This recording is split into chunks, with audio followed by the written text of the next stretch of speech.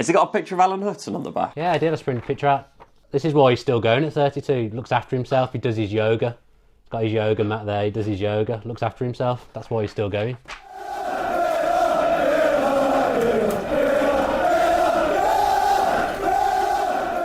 Hello and welcome back to the Villa View, backed by Ladbrokes. To get all your latest odds, check out the link below. So today's video is an actual apology to the Scotsman, Alan Hutton. Dan, I think you should tell me why. I'm not really sure that I've got much to apologise for, to be honest. I don't think I've ever said anything particularly out of order. I've never really slagged the guy off, so I'm not really sure why we're doing this. But in all seriousness, I have actually written an apology letter, which I'm going to read out. Dear Alan, numerous times in your Villa career, I have thought that you were finished at Aston Villa. Paul Lambert bomb-squadded you. Other players were brought in who play the same position as you, yet your staying power knows no bounds. Everyone that comes in, you see off. No way did I see you making enough appearances this season to trigger a one-year contract extension. It's happened. Over the last 12 months, I've used my social media, Birmingham Mail articles and the Villa View to critique your performances. Some of the criticism I've delivered I believe to have been justified, although probably not always delivered in a fair manner. For you do always give your all for the shirt. This is a fundamental requirement of being an Aston Villa player, but one that hasn't been followed by all that have worn the jersey over the last few years. You deserve my respect for this. Finally, the time has come. I must commend you. Furthermore, I must apologise to you. The last month or so has seen you undertake a godlike status in the eyes of the Villa faithful. Every game you have played in recently, I have thought, you played well today, but I've been too ashamed to say it out loud. Alas, now it's only fair, for all the times I've slagged you off, I must now praise you. I owe you an apology. I'm sorry. You've been brilliant recently, even when playing right midfield, which at the time I thought was some kind of sick joke. You've made me look silly. Over the last few weeks, things have changed. When I play FIFA 17, I now no longer consign you to the reserves. I start you and throw you into every tackle the way you deserve. It is I who is the problem, not you. During our fan cams, I've now found myself being victimised. I can't go 2 minutes without being reminded you played well. I now know how you feel, for I see that I have been victimising you over the last 12 months. During games, my dad nudges me every time you do something good. Through the months, those nudges have become more frequent. He's really annoying me, but I know why he does it. I can ignore the Alan Hutton chants no longer. One day I may feel ready to join in. So Alan, once again, I'm sorry for all the things I've said and all the things I've done.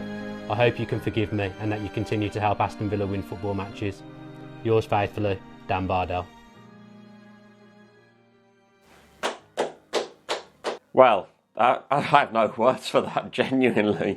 I didn't expect half of that. I sort of apologise as well. I ate humble pie here. I haven't criticised him half as much as you have, but genuinely speaking, I love a player that can put his heart into everything, but I've always said that's not enough for me. You need to have the ability to match that.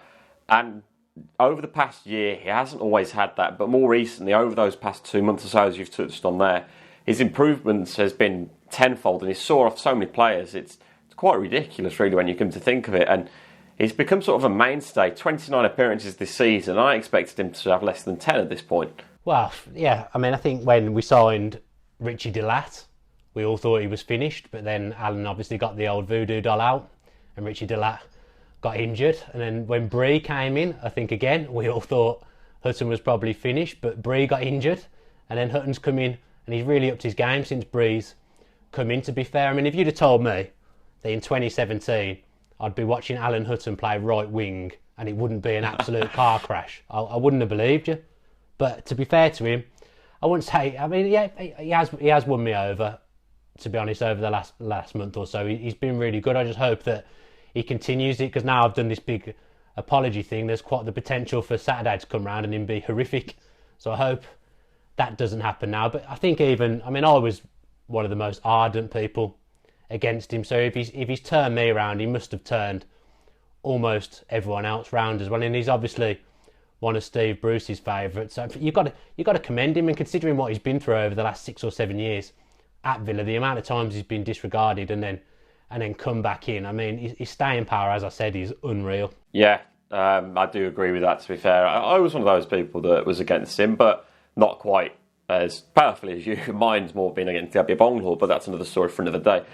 as for Alan Hutton, he's sort of changed the way we all think about him, and just I think that's the energy that he's been putting into the shirt, playing for that lion, as we all talk about fighting like a lion. He's been doing that, and his performances have sort of matched that more recently. I mean, when he gets shoved at right wing, I think it was versus Sheffield Wednesday, wasn't it? He got shoved at right wing. I thought, God help us, this is going to be a calamity. But in fairness, it went well, and I'm still scratching my head as to how it did. But to be fair, I commend him for it, because I didn't expect it, and he's proved me wrong a lot this season. And it's something that I'm happy to admit he has done that. And his delivery on the crosses has improved. And I mean, even his positioning's sort of got a little bit better.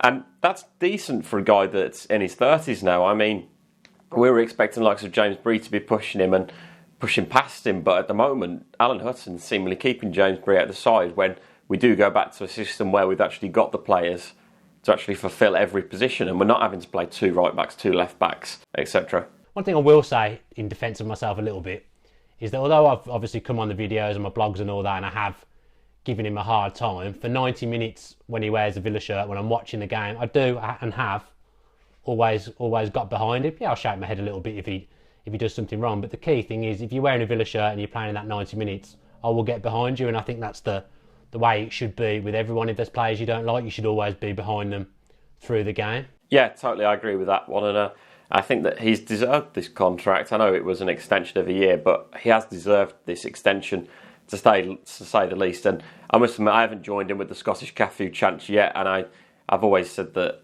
it would be the case if when he scored I wouldn't know what to do because of some criticism I've given him. But and you have as well. I've had some near misses recently. He's nearly scored about 3 times over the last month. I would have had to have sat down on my seat. I'd have felt two-faced had I got up and celebrated. But now with the letter that I've composed, I do think that if he scores, I can celebrate. If he scores this season, I'll get his name on the back of my shirt next season. But I don't think he'll score. It would be comical, but would you genuinely now sing the Scottish Cafu chant as well?